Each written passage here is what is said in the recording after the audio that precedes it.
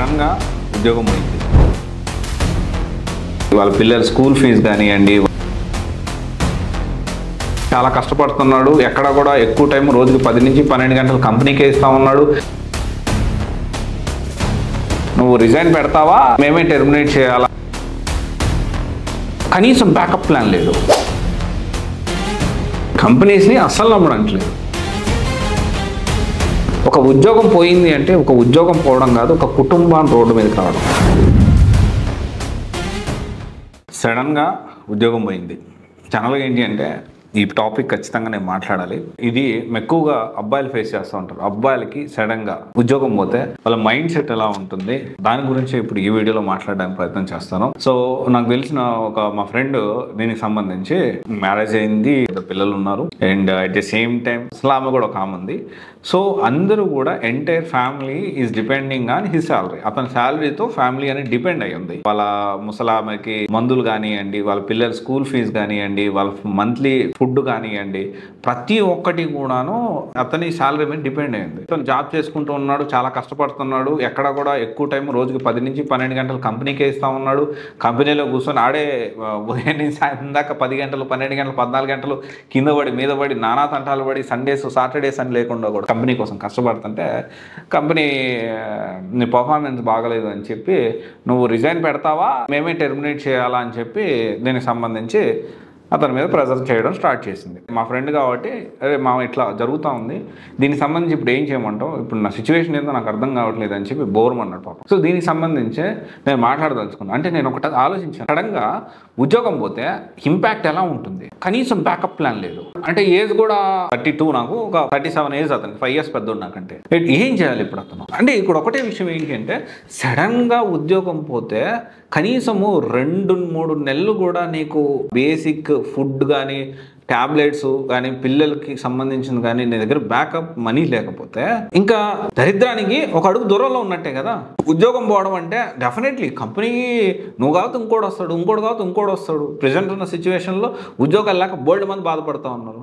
Resource దొరకడం కంపెనీకి చాలా ఈజీ, కానీ నీకు మళ్ళీ ఇంకొక ఉద్యోగం తెచ్చుకునే గ్యాప్లో నీకు బ్యాకప్ ప్లాన్ కనీసం 3-4 నెలలు కూడా నీకు బేసిక్ ఫుడ్ దీనికి సంబంధించిన లేదు అంటే ఒక దరిద్రంగా ఒక అడుగు దూరంలో ఉన్నావు. పర్ఫార్మెన్స్ బాగాలని తీసేస్తారు. ఇప్పుడు ఏం చేస్తారు? ఇప్పుడు ఈ పాయింట్ ఎందుకు చెప్తానంటే ఇప్పుడు చాలామంది రీసెంట్ డేస్లో ఫోర్స్ఫుల్గా ఒక కంపెనీలో రెసిగ్నేషన్ చేపిస్తూ ఉన్నారు. అది కూడా నేను చూశాను, ఆ వార్త కూడా చూశాను. మన చూజ్ యువర్ కెరీర్ కానీ చేంజ్ ఏదో ఒక ఛానల్లో దాని గురించి కూడా నేను వర్కౌట్ చేసి అప్డేట్ చేస్తాను.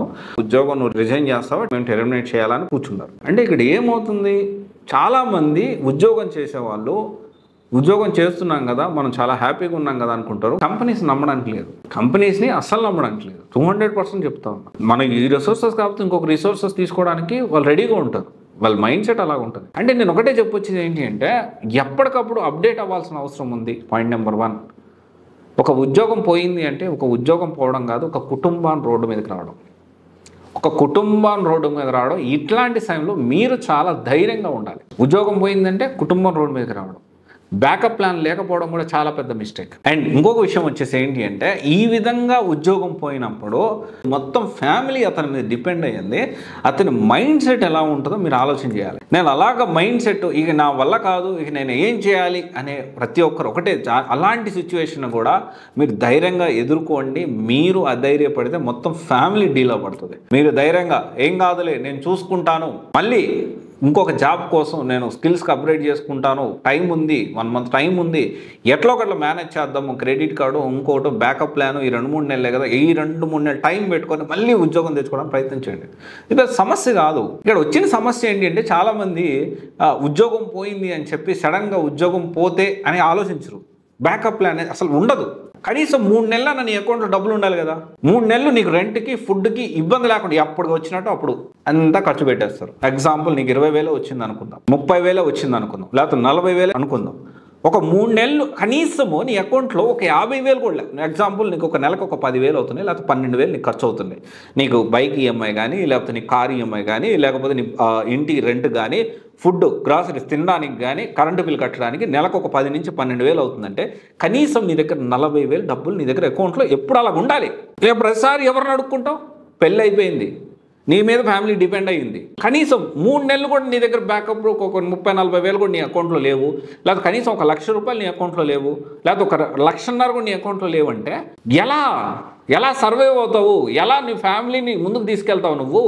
Very important thing. దరిద్రానికి ఒక అడుగు దూరంలో ఉన్నావు నువ్వు. ప్రతి ఒక్క సాఫ్ట్వేర్ ఉద్యోగి, ప్రతి ఒక్క ప్రైవేట్ ఉద్యోగి దీని గురించి ఆలోచించాలి. కొంత బ్యాంక్ బ్యాలెన్స్ పెట్టుకోండి, బ్యాకప్ ప్లాన్ పెట్టుకోండి, ఎప్పటికప్పుడు స్కిల్స్ అప్గ్రేడ్ కాండి. ఇప్పుడు బోర్ మన ఏడిస్తే ఎవరికి హెల్ప్ చేసే పరిస్థితులు ఉండరు. ఎవరికి ఉండే ఇబ్బందులు వాళ్ళకు ఉంటాయి.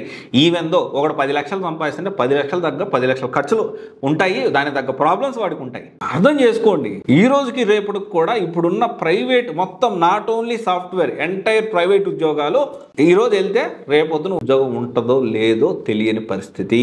ఆలోచన చేయాలి. నేను అందరికి ఒకటే చెప్పొచ్చేది ఏంటి అంటే, ఫస్ట్ కొంత బ్యాంక్ బ్యాలెన్స్ పెట్టుకోండి. ఉద్యోగం ఎప్పుడు ఉంటుందో ఎప్పుడు పోతుందో తెలియదు. ప్రైవేట్ ఉద్యోగాలు ఇలాగే ఉంటాయి, జీవితాలకే గ్యారంటీ లేదు. అండ్ సెకండ్ థింగ్ ఏంటంటే, అప్పటికప్పుడు స్కిల్స్ అప్గ్రేడ్ చేసుకోండి. ఇలాంటి సిచ్యువేషన్లో ఎలాంటి భయపడొద్దు, అధైర్యపడొద్దు. మీరు అధైర్యపడితే మొత్తం ఫ్యామిలీ డీలా పడుతుంది. ధైర్యంగా మళ్ళీ నిలబడండి. అండ్ డెఫినెట్లీ మళ్ళీ ఏం చేయొచ్చు, ఎలా ముందుకు తీసుకెళ్లాలనే విషయం ఆలోచించండి. అలా ఆలోచించి ఖచ్చితంగా మళ్ళీ మంచి జాబ్ వస్తుంది. అది పెద్ద సమస్య కాదు. లేకపోతే జీవన ఉపాధి సంపాదించడం అనేది పెద్ద సమస్య కాదు. అది కూడా మీరు ఆలోచించాలి. దీన్ని ఆలోచించి ధైర్యంగా ఉండండి. ఎలాంటి సిచ్యువేషన్ అయినా కానీ ఒక జరిగింది అంటే మన మంచికి అనే విషయం మర్చిపోవద్దు. ఏం జరిగినా మన మంచికి అని పెద్దవాళ్ళ సమేత ఊరికే అనలేదు. ఒకవేళ 10 లక్షల జీతం మీకు పోయిందంటే 15 లక్షల జీతం రావచ్చు. ఒకవేళ 10 లక్షల కంటే మళ్ళీ 8 లక్షల జీతమే రావచ్చు. ఎందుకు మన ప్యాకేజ్ తగ్గింది అని ఆలోచించి ఎలా దీన్ని పెంచుకోవాలన్న విషయం కూడా ఆలోచించండి. లేదు అంటే మీకు ఏదైనా బిజినెస్ చేయాలనిపిస్తే, రిస్క్ తీసుకోవాలనిపిస్తే తీసుకోండి. ఓకే, ఉద్యోగం చేస్తే ప్రతి ఒక్కరు గుర్తుపెట్టుకోండి, ఏ నెల కా నెల చేసుకుంటూ కనీసం బ్యాంక్లో బ్యాలెన్స్ లేకపోతే ఎవ్వడికి హెల్ప్ చేయడు. గుర్తుపెట్టుకోండి. అండ్ ఇంకోటి, హ్యాట్స్ ఆఫ్ ఈ ఫ్యామిలీ పెద్ద ఎవరైతే ఉన్నారో, ఇంత స్ట్రెస్లో కూడా ఫ్యామిలీని మళ్ళీ నిలబెట్టుకోవడానికి మళ్ళీ కష్టపడి, మళ్ళీ వాళ్ళు మనోధైర్యంతో స్ట్రెస్కి గురి కాకుండా మళ్ళీ ఫ్యామిలీ నిలబెట్టుకోవడానికి మళ్ళీ కష్టపడి, మళ్ళీ డబ్బులు సంపాదించడం, మళ్ళీ ఇంకొక జాబ్ కోసం ధైర్యంగా ఎదుర్కొనే ప్రతి ఒక్క కుటుంబ పెద్దకి హ్యాట్స్ ఆఫ్. Thank you.